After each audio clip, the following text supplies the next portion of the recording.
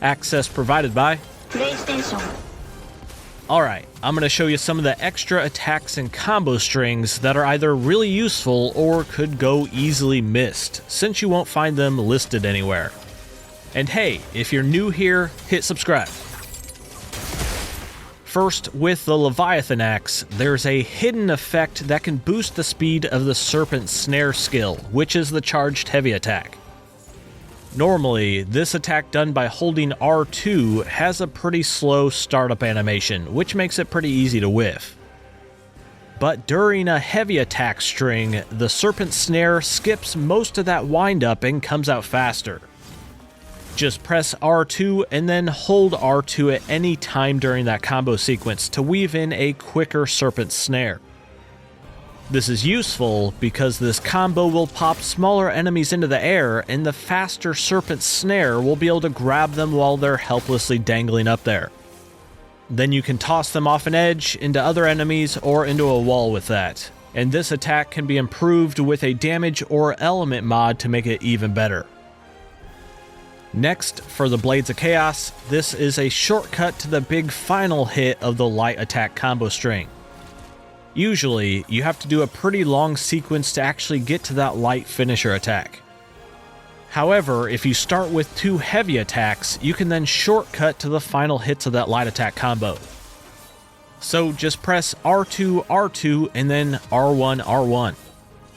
You can also do it the other way to use the heavy attack finisher instead during a light attack sequence, by pressing R1, R1, then R2, R2.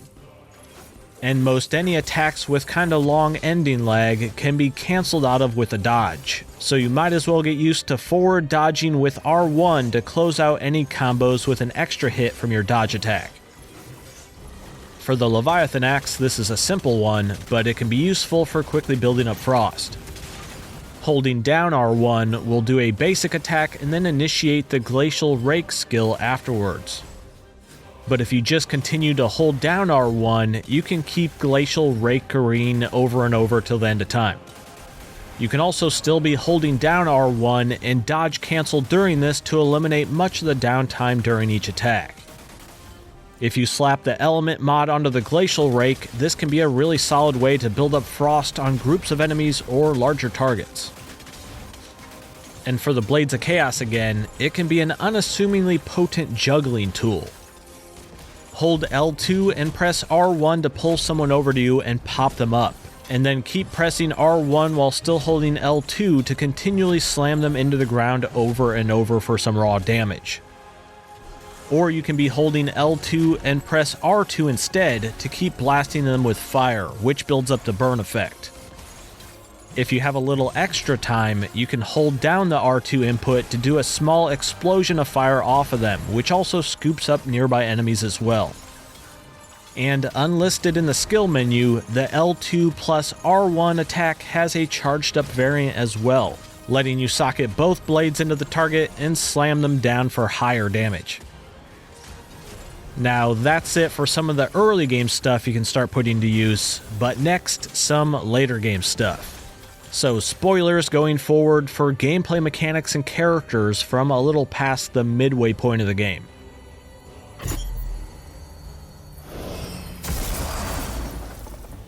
Alright, let's keep this low key. When playing as Atreus, he has an alternate combo string which can lead to a unique finisher. That was a low-key Loki joke? Yes! Towards the end of the light attack combo sequence, he does a little trip kick move which can pop enemies up into the air. But if you press R2 followed by R1 instead, you can skip right into that kick move. You can also take that a step further by pressing R2, R1, R2, R2, R2 to do this really cool combo finisher where he gets in a quick shot and then follows it up with a spinning aerial attack. Next, after unlocking his Soaring Eagle Eye skill, you can do some pretty epic stuff with the slowed down aiming mechanic. For example, if you launch someone airborne, here I'm using R2, R2, you can then get in a few quick slow-mo shots by holding L2 and pressing either R1 or R2. Hit triangle then to pull yourself over to them, and hit R2 to pop them back up again, which allows you to activate Eagle Eye also again. Continue that sequence of pressing triangle, then R2, followed by mid-air shots to keep juggling them over and over. And last, here's an easy way to fire your bow a little faster than normal. Regular standing shots will fire at this rate, but dodging and shooting will allow you to instantly fire another set of shots in quick succession. Get the timing down of shoot, dodge, shoot, shoot, dodge, shoot, and you can be a lot more effective with those arrows and building up status effects. Alright, so in recap, if that went by a bit too quick, here is everything I explained, but slowed down for a dramatic murder learning effect.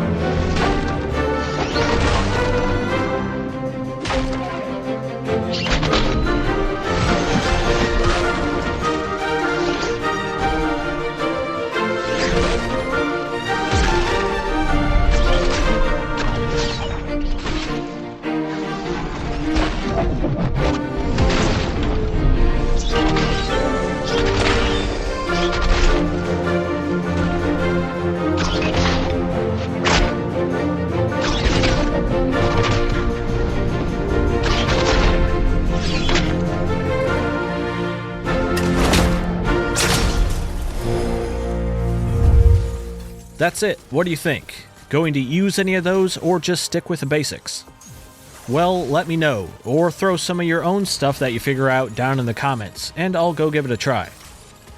Thanks for checking this out today. I'm Alex, and I'll see you next time.